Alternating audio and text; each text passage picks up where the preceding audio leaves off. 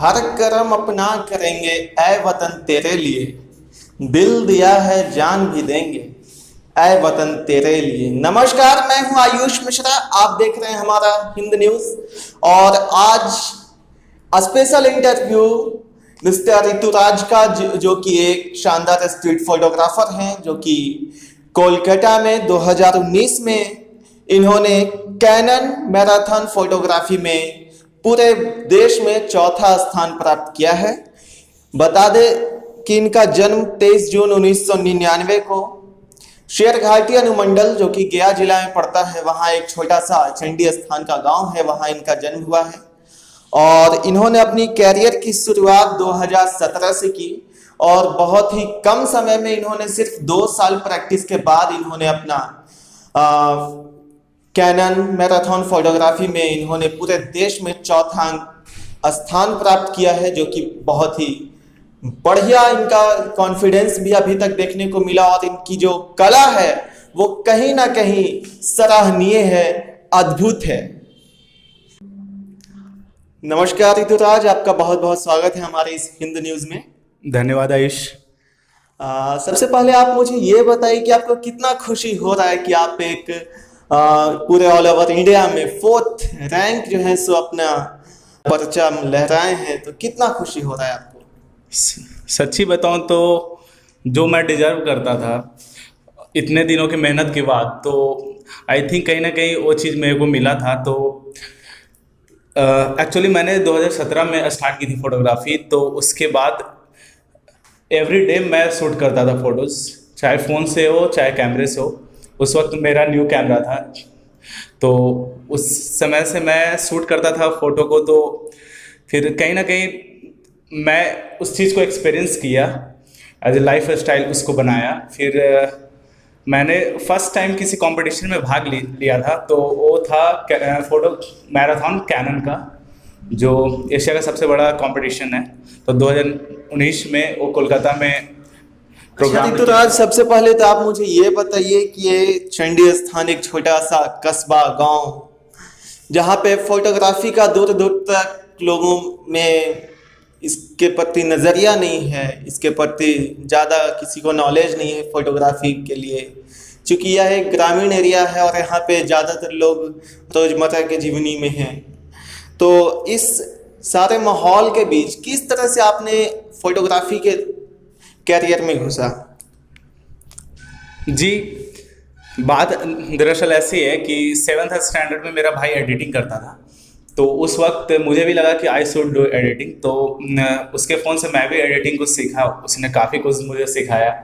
तो फिर एक अमित भैया हैं, जो अमित चौधरी उनका नाम हुआ, थैंक टू भैया पहले, उन्होंने मेरे को बोला था Ritu you should do photography to.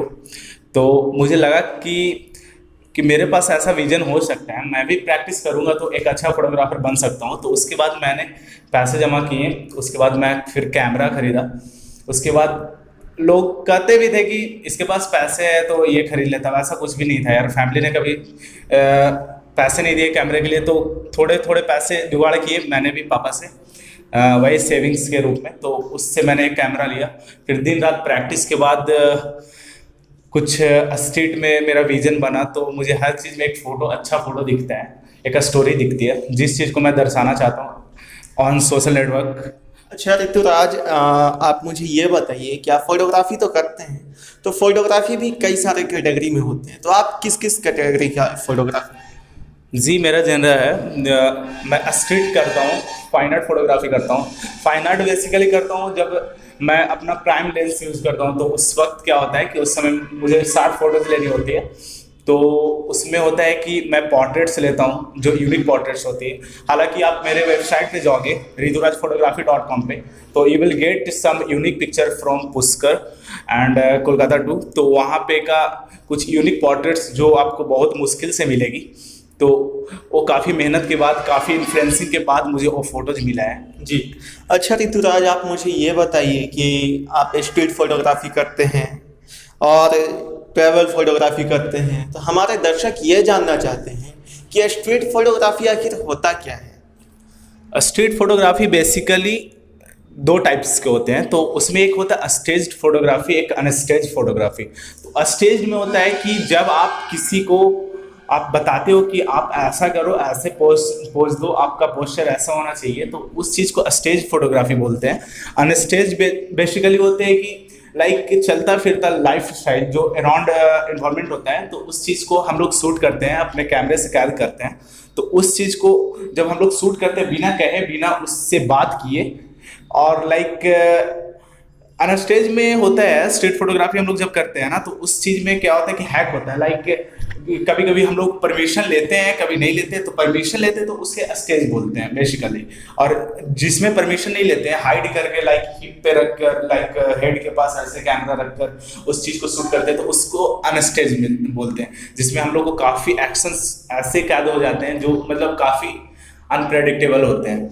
अच्छा ऋतुराज, आप जैसा कि अभी बताएं कि कई सारे हिडन फोटोग्राफी भी करना पड़ता है और कई सारे परमिशन लेके भी आप करते हैं, तो इसमें किस तरह का सामना करना पड़ता है कि चूँकि हर जगह पे एक जैसे माहौल नहीं होते।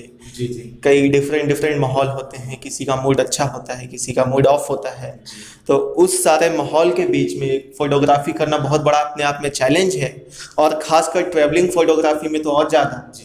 तो वो सारे परेशानियों को आप कैसे मैनेज करते हैं?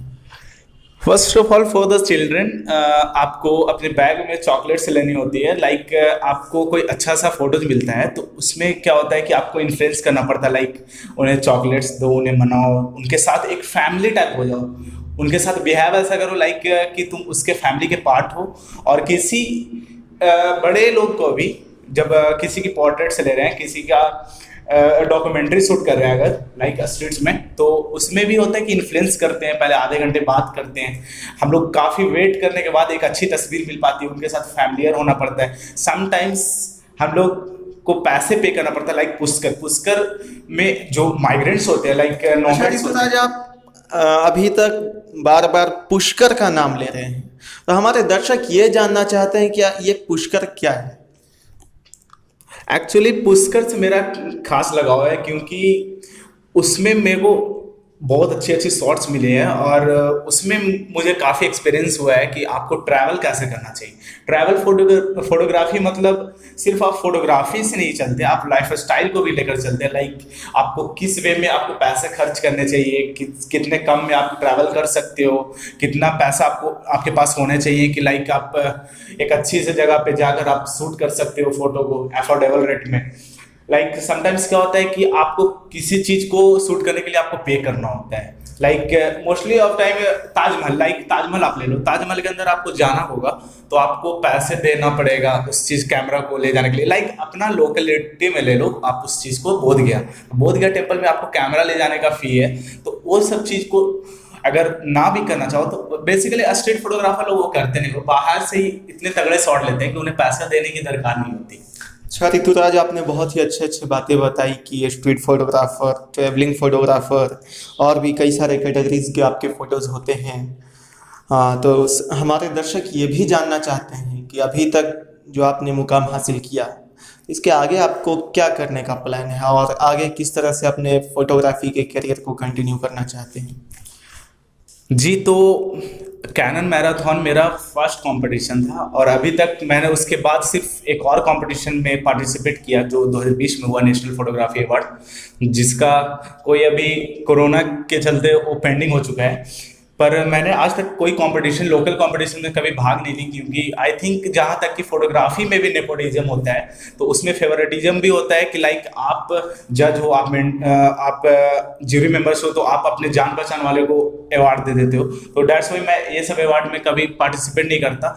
लोग कहते हैं कि आपके पास ईगो है क्या? तो ईगो की बात नहीं है भाई, बस अपना आत्मसम्मान भी होना चाहिए कि अच्छी फोटो जो होती है और मैं ऐसे बेकार जाने ना दूँ। पर आगे का मेरा प्लान है, मेरा जो ये है कि मैं सोनी वर्ल्ड फोटोग्राफी अवार्ड के लिए प्रिपरेशन अभी से स्टार्ट कर चुका हूँ, जो अभी उसका डेट बचा हुआ है। तो उसके लिए प्रैक्टिस की सख्त ज़रूरत है, क्योंकि उसमें अल्टीमेट फोटोज़ की सख्त आवश्यकता है। अगर उसे जीतना है तो उसके लिए मैं तैयारी कर रहा हूँ अभी। अच्छा, आपने बहुत ही अच्छी बातें बताई। चूँकि समय की भी पाबंदी है, तो अंतिम सवाल आपसे ये है कि अगर हमारे दर्शक आपकी फ़ोटोज़ को देखना चाहते हैं तो किस तरह से आपके फ़ोटो को देख सकते हैं? क्योंकि इंटरनेट पे तो बहुत सारे अगर सर्च मारेंगे तो हो सकता है कि अभी आपका उतना पॉपुलर ना हो तो इंटरनेट पे अपलोड ना किया गया हो, लेकिन आपका फ़ोटो अगर दर्शक देखना चाहते हैं पर्सनली तो कैसे देख सकते हैं? जी, तो एक्चुअली मैं सोशल मीडिया पे काफ़ी एक्टिव रहता हूँ। इंस्टाग्राम मेरा है, आई एम ऋतुराज फोटोग्राफी, जो न्यू अकाउंट है, एंड ऋतुराज फोटोग्राफी से मेरा फेसबुक पेज है। पर आप ऑफिशियली अगर जाना चाहते हैं तो rituraajphotography.com पे आप विजिट मारें। होप आपको अच्छा लगे। अच्छा ऋतुराज, आप मुझे ये बताइए, जो कि ग्रामीण एरिया के जो हमारे व्यूअर हैं, जो दर्शक हैं, उनमें कहीं ना कहीं अभी भी माइंडसेट डॉक्टर और इंजीनियर तक ही सीमित है ज़्यादातर। लेकिन उसके अलावा जिस तरह से आजकल सोशल मीडिया बढ़ रहा है, टेक्नोलॉजी बढ़ रही है, उसको देखते हुए फोटोग्राफी लाइन हो गया, वीडियोग्राफी लाइन हो गया, वीडियो एडिटर हो गए और जर्नलिज्म हो गए, ऐसे कई सारे जो टेक्नोलॉजी के आधारित जो भी जॉब्स हैं, जो लाइन है, उसमें भी कई सारे अच्छे अच्छे अपॉर्चुनिटी आजकल आ रहे हैं। तो इसके प्रति आप उन ग्रामीण बच्चों को खासकर किस तरह से प्रेरित करना चाहें? जी, इसमें भी काफ़ी अच्छा कैरियर है, क्योंकि एक अगर बाय द वे एक कंपनी होती है तो उसमें सिर्फ इंजीनियर्स की ज़रूरत नहीं होती, कोई डॉक्टर्स किसी हॉस्पिटल में ज़रूरत नहीं होती, उसमें भी काफ़ी लोगों का काम भी होता है। तो हर चीज़ का एक अलग मैनेजमेंट होता है। तो आई थिंक फोटोग्राफी जर्नलिज्म का भी एक अलग ही मैनेजमेंट है, जिसमें काफ़ी सारे सीट्स अभी भी हैं। तो उसमें कैरियर है, आप कैरियर बना सकते हो उसमें। जी बहुत बहुत धन्यवाद। जी, शुक्रिया।